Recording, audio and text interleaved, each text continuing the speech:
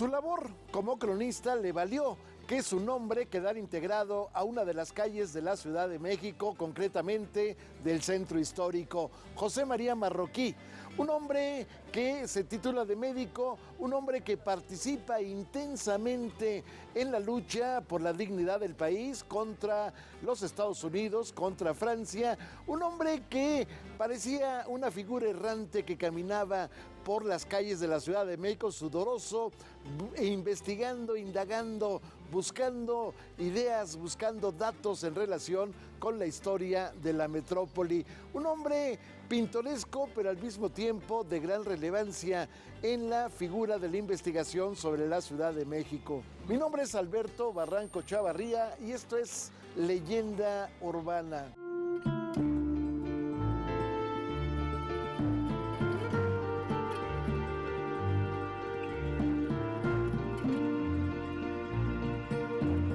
Bueno, y en este momento tengo el honor de tener de invitado a mi compañero, periodista, gran escritor, gran cronista ya de la ciudad, Héctor de Mauleón. Gracias, querida Cintia. Gracias por estar conmigo en Leyenda Urbana. Bueno, hablando de uno de los grandes personajes, uno de mis personajes favoritos de la ciudad, José María Marroquí, porque, bueno, un hombre que vivió el siglo XIX y que terminó trágico, ¿no?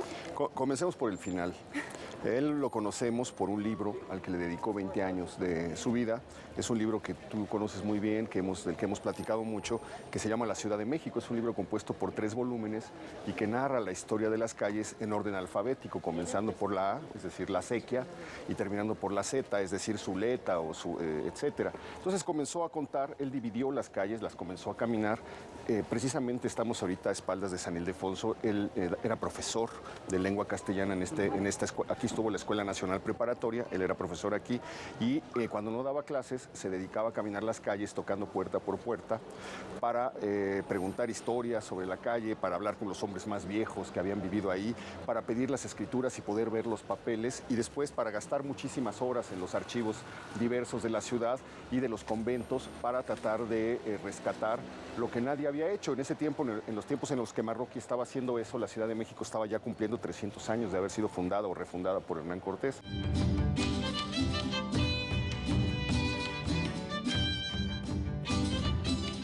Los últimos 20 años de su vida los dedicó el doctor José María Marroquí a investigar lo que sería su libro máximo. Son 3 tomos de la historia de la Ciudad de México.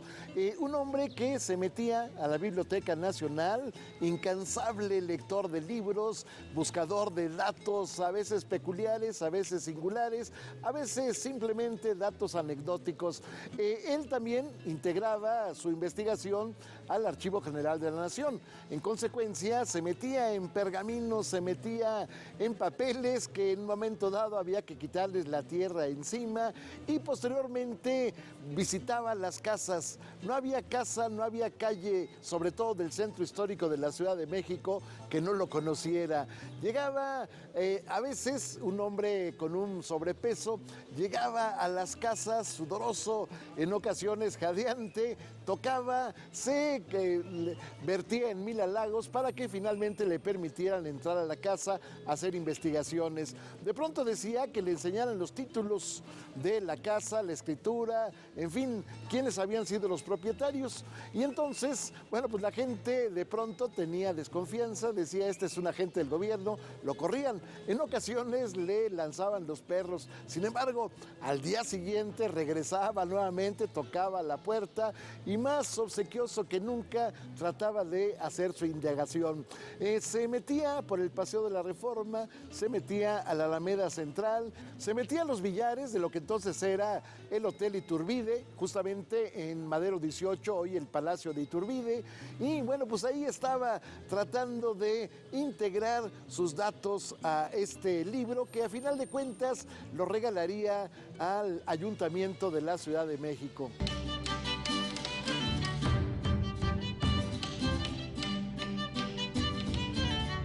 pues era una ciudad que llevaba a cuestas 3 siglos de historia, más de 3 siglos de historia, 350 digamos, y había muchas cosas que ya amenazaban con perderse, con olvidarse, con desaparecer, y gracias a ese esfuerzo que él realizó durante 20 años, los últimos de los cuales lo hizo muy enfermo, porque le dio un cáncer de boca que se lo fue devorando lentamente, pudo compilar, pudo rescatar la memoria de esta ciudad. Desgraciadamente nunca vio su libro publicado, se quedó en manuscritos y no encontró quien se lo quisiera publicar después de haber dedicado su vida y de haber hecho esta obra tan generosa, no encontró quien se lo quisiera publicar, se lo regaló al ayuntamiento de la Ciudad de México y dijo, pues ahí está esta investigación de 20 años, hagan lo que quieran, la iban a publicar. La imprenta donde se iba a imprimir el libro es donde hoy es Bellas Artes. Ese edificio se quemó una noche, desapareció una noche en un incendio por un descuido de un velador y se perdieron todos los tomos. Se salvó porque le había dejado una copia a un sobrino y a partir de ese manuscrito se pudo volver a recuperar un libro que hoy es pues absolutamente vital.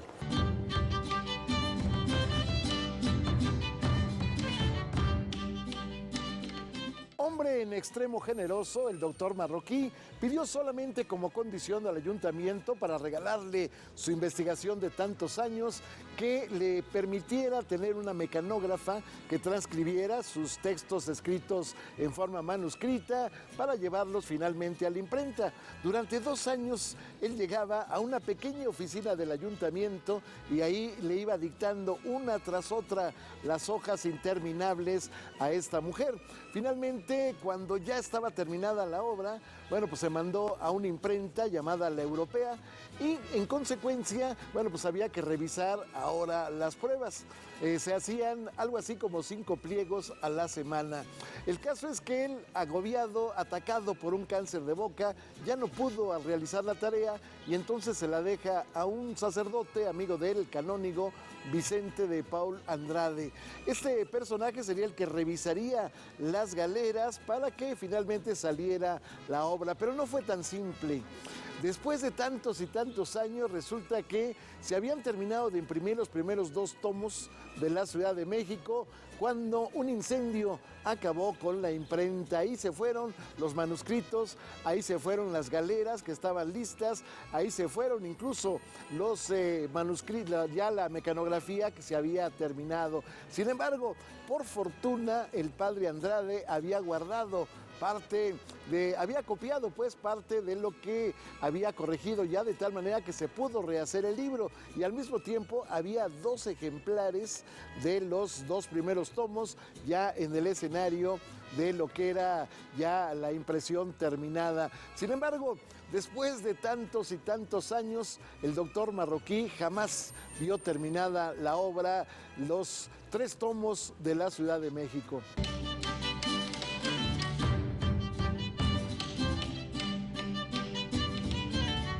¿Por qué tal vez nunca se le reconoció? Porque también fue juez aquí en la Ciudad de México.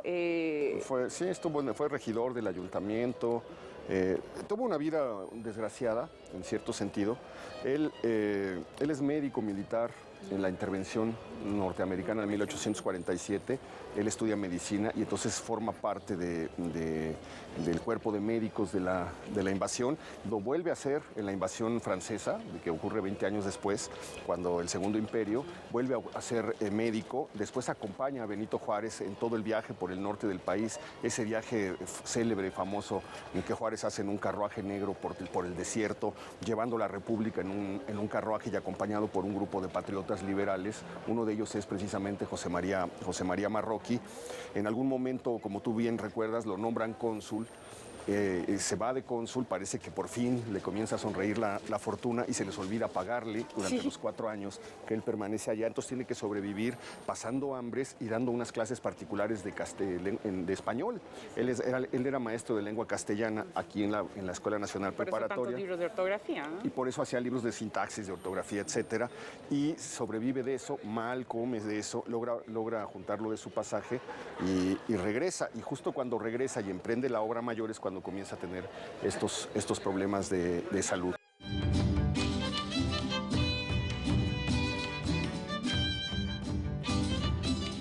Hijo de José María Marroquí, un hombre que tenía una hacienda y 3 casas en el estado de Hidalgo, concretamente en Izmiquilpan, y de María Antonia Trejo.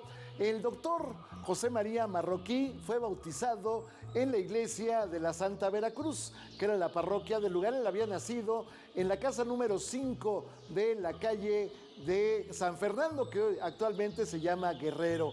Bueno, le pusieron una gran cantidad de nombres en virtud de que en aquel entonces los padres acostumbraban, pues en alguna forma, otorgarle la custodia de su hijo a una catarata de santos. Ahí estaba, por ejemplo, Luis Gonzaga, ahí estaba Fermín, ahí estaba Manuel, ahí estaba Jesús. En fin, había una cantidad, concretamente 12 nombres integraban el acta o la fe de bautizo de Marroquí. Este personaje se inicia en las primeras letras con un sacerdote que daba clases en una escuelita que estaba en el hospicio de huérfanos, que estaba justamente en lo que hoy conocemos como Avenida Juárez. Posteriormente ingresaría al Seminario Conciliar de México. Ahí estudiaría básicamente filosofía, latín, y después de terminar el bachillerato justamente en filosofía, se integraría. En principio pensaba que estudiaría para abogado, entraría a la escuela de jurisprudencia y sin embargo la vida lo llevaría a la carrera de medicina. A los 18 años José María Marroquí era ya un médico y a partir de ahí va a empezar una tarea interminable en lo que era el Hospital de San Andrés. Para ubicarnos, el Hospital de San Andrés está donde hoy se ubica el Museo de Arte Contemporáneo, es decir, en lo que se conoce como la Plaza Tolsá, enfrente del caballito del escultor valenciano Manuel Tolsá. Bueno, este personaje finalmente, bueno, pues llegaría a ser el segundo en el hospital. Llegaría a trabajar desde aprendiz, desde un personaje que estaba terminando la carrera en el lugar donde se hacían cirugías de mujeres. Él había aprendido sobre todo cuestiones que tienen que ver con enfermedades secretas de la mujer. Posteriormente, bueno, pues crearía un manual a través del cual maneja una serie de previsiones en relación con los contagios de las enfermedades que algunos consideraban o calificaban de asquerosas. En 1847, ante la invasión del ejército de los Estados Unidos a nuestro país, encabezado por William Scott, el doctor José María Marroquí se integraría al ejército de segunda reserva. Estamos hablando de la Guardia Nacional, es decir, la parte que llegaría al frente en el momento en que fuera vencido el ejército en forma. A este grupo se le conocería como los polcos. Algunos dicen que por la afición de los integrantes a bailar las polcas. En realidad, polcos porque 2 batallones que estaban acuartelados en la iglesia de la Profesa se habían rebelado. En consecuencia, al rebelarse contra el gobierno mexicano, ayudaban a la causa del presidente de los Estados Unidos, llamado William R. Polk, de ahí pues los polcos. José María Marroquí más adelante se integraría como médico militar en grado de comandante en el momento en que estaba sitiada la ciudad de Puebla, es decir, cuando nos invaden los franceses en 1862. Él permanece atendiendo a los heridos hasta el momento en que Porfirio Díaz, aquel inolvidable 2 de abril, retoma la ciudad. Posteriormente, el doctor Marroquí acompañaría a Benito Juárez en su éxodo hacia el norte, alcanzando la ciudad que entonces se llamaba El Paso y que desde entonces se llama Ciudad Juárez. Bueno, en ese marco, sin embargo, él después de algunos meses se queda en Hermosillo y ahí ejerce su profesión de médico.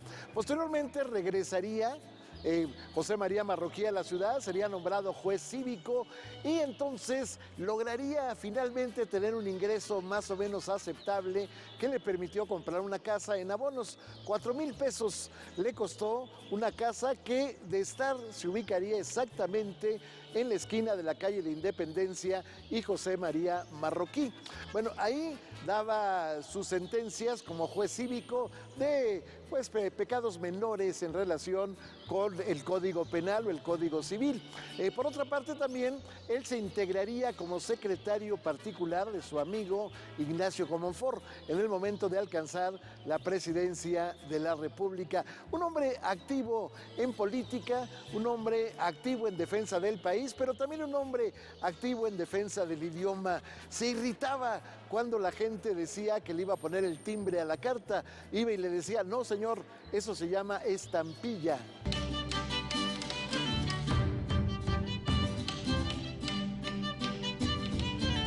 Bueno, José María Marroquí es el cronista que nos habla de los grandes incendios, de los grandes desastres de la ciudad, de las inundaciones, de los terremotos, de todos los grandes hechos que sufrió la ciudad, pero también de hechos muy breves y muy insignificantes de la vida cotidiana. Por ejemplo, gracias a él podemos saber cuándo llegó el mastique que se comenzó a poner en las ventanas, porque antes se unían con metal y con madera. Entonces por eso aullaban, por eso la gente creía que había fantasmas, porque en las noches soplaba el viento y las ventanas ululaban. Marroquí nos cuenta cómo en 1830 un francés llega a la Profesa, pone una tlapalería en la que vende un objeto, una sustancia muy misteriosa que se llama mastic.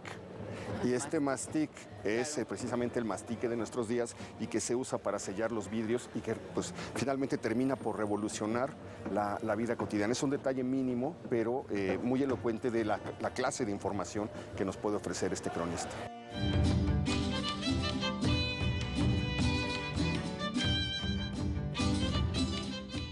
Curtido en la penuria, en 1857 la Mitra, que era la encargada de administrar el Hospital de San Andrés, en una época de penuria le agradecía al doctor José María Marroquí el que haya trabajado en forma gratuita y sin estipendio alguno durante los últimos años. Naturalmente, la situación era terrible para este personaje. Sin embargo, la parte más dura de su vida se da en el momento 1874 en que lo nombran cónsul de México, cónsul general de México en Barcelona.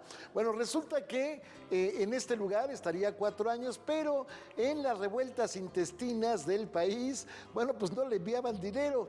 En consecuencia, bueno, pues él tenía que agenciárselas de alguna forma. Una era dar clases a niños en materia de literatura. Otra era disfrazarse, ponerse unas barbas negras largas, ponerse unos lentes negros y salir a la calle de plano a pedir limosna. La tercera era, bueno, pues tratar de aprovechar lo que había dentro de las oficinas del consulado.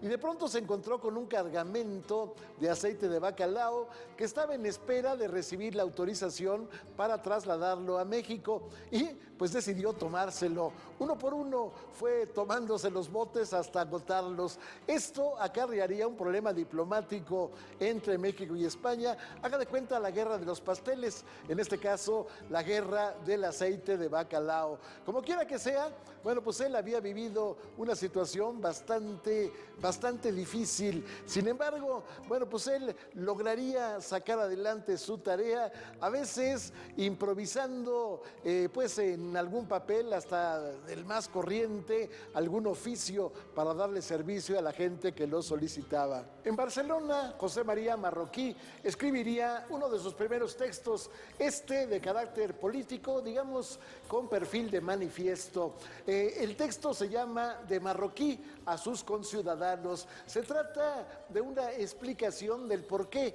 beneficia a México el triunfo del Plan de Tustepec, que le daría, como usted sabe, la posibilidad de alcanzar la presidencia de la República por primera vez a Porfirio Díaz. Más adelante, cuando ya se integra como maestro en la Ciudad de México, primero de la Escuela Nacional Preparatoria, posteriormente con algunas cátedras de literatura y sobre todo de autores contemporáneos en algunos otros centros educativos, José María Marroquí empezaría a escribir otros libros, por ejemplo, manuales de literatura, por ejemplo, manuales de estilo, por ejemplo, manuales que tenían que ver con el uso correcto de la gramática y desde luego del castellano, pero también también escribiría una novela corta con un tema que ya habían tratado otros, pero que le da un matiz diferente. Estamos hablando de La Llorona.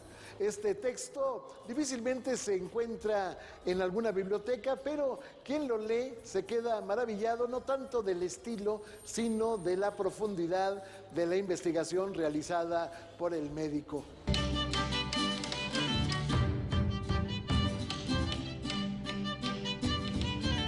Cuéntame un poco quién era el grupo con el que estaba o se iba de tertulia. Había un grupo de bibliómanos o de bibliópatas, diría yo, de una generación que estaban enfermos y locos por los libros y que se habían dedicado no a hacer una obra propia. Hay una generación de escritores mexicanos que en lugar de escribir su propia obra se dedicaron a rescatarla de otros y se dedicaron a buscar libros raros, desconocidos, perdidos, que muchas veces estaban en los conventos, estaban olvidados, que habían sido impresos en el siglo XVI, en las viejas imprentas del siglo XVII, y ellos se dedicaban a coleccionarlos y a reunirlos. Se juntaban en una librería que estaba en el portal de Agustinos, aquí en el Zócalo, en esos portales, en la de Mariano Galván, en la de José María Andrade. José María Andrade era uno de los miembros más relevantes, y se juntaban en ese lugar a conversar, a hablar de sus hallazgos, etcétera. Y Marroquí es muy joven cuando se junta con ese grupo. José María Andrade es uno de los personajes centrales, y José María Andrade es un billarista muy consumado. Era un aficionado del billar, uno de las diversiones, digamos, inocentes, porque ellos eran todos muy mesurados, muy medidos, se dormían temprano, no bebían, llevaban vidas muy monacales. Su única diversión era Jugar billar. el billar, y dicen que Marroquí pues era muy buen jugador.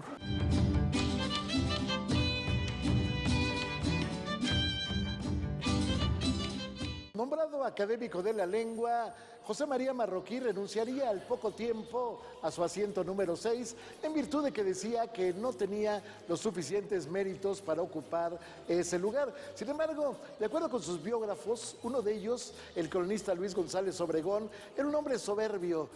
Alguna vez el que fuera uno de los grandes investigadores de la bibliografía del siglo XVI, Joaquín García y Casbalceta, le puso el mote de severo pesado, en virtud de que de pronto, en virtud de alguna situación baladí o en una situación histórica, una situación literaria, él se volvía contradictorio, se volvía, aguerrido para la polémica, a tal punto pues que a pesar de que sabía que no tenía la razón, él insistía en su punto una y otra vez. Este calificativo de severo pesado, en alguna forma, pues era lo que opinaban de él el resto de los intelectuales. Algunos decían que se metía en disertaciones inútiles que no necesariamente tenían mayor trascendencia. Como quiera, estamos hablando de un personaje que tuvo como uno de sus amigos más cercanos Francisco Sosa, el hombre que pondría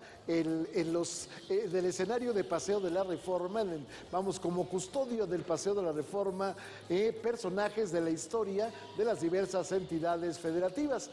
Francisco Sosa le aconsejaba a Marroquí que pues ya tenía mucho tiempo y debería de publicar la historia de México, pero él siempre decía, vamos a esperar que haya más datos, vamos a esperar a ser más acuciosos. Justamente con esa credencial llegaba a las casas y decía, yo soy un cronista voluntario pero acucioso, en consecuencia necesito que me dé usted los datos. Fundador de la primera escuela correccional que hubo en la Ciudad de México, ubicada exactamente en el llamado Tecpan de Santiago, donde se concentraban los poderes de lo que era la zona indígena de Tlatelolco. El doctor José María Marroquí tendría un espacio en ese lugar para que realizara sus tareas de inspector sanitario, un poquito con los alumnos o las personas que estaban ahí, y un poquito también con la zona indígena del lugar. Pero en este marco él recorre la ciudad incansable, al punto de que en su libro, pues hay una serie de cuestiones, a veces de carácter anecdótico, a veces de carácter sorprendente por el dato que era desconocido hasta entonces, a veces simplemente Realmente estamos hablando de una verdadera, una monografía, por ejemplo, de la Catedral Metropolitana, por ejemplo, de la iglesia de San Hipólito, por ejemplo, de la iglesia de San Fernando, pero a veces simplemente son detalles de una calle, detalles de una casa. Se mete en una inquisición que le permite saber quiénes habían sido los que compraron el predio, quiénes la habitaron en principio, quiénes la habitaron posteriormente,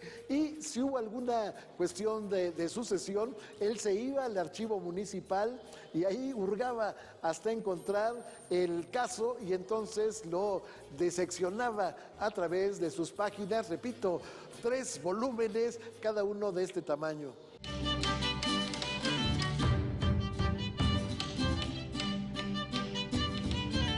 Tiempo después le dan una callecita de la Ciudad de México que va de artículo 123 Avenida Juárez. Pero esta calle, por la destrucción que hay en el terremoto de 1985, se acaba por completo. Le quitan 2 tramos, o le quitan un tramo, más bien un tramo largo, y queda de manera que la calle de Marroquí de hoy es una calle pequeñita en el centro de la ciudad, al lado de una plaza donde era el barrio de Coajomulco. Y queda una calle pues, en la que no hay ni siquiera una triste placa que recuerde que el hombre al que la Ciudad de México le debe su memoria vivió y murió en ese lugar. Coajomulco, ¿no? Pues es un gusto tenerte en Leyenda Urbana, Héctor. Gracias por estar con nosotros y sobre todo hablar de este personaje que para mí es entrañable y yo sé que tú también lo quieres muchísimo y no había nadie mejor a quien invitar. No, pues te agradezco muchísimo. Mil gracias. Gracias. Seguimos.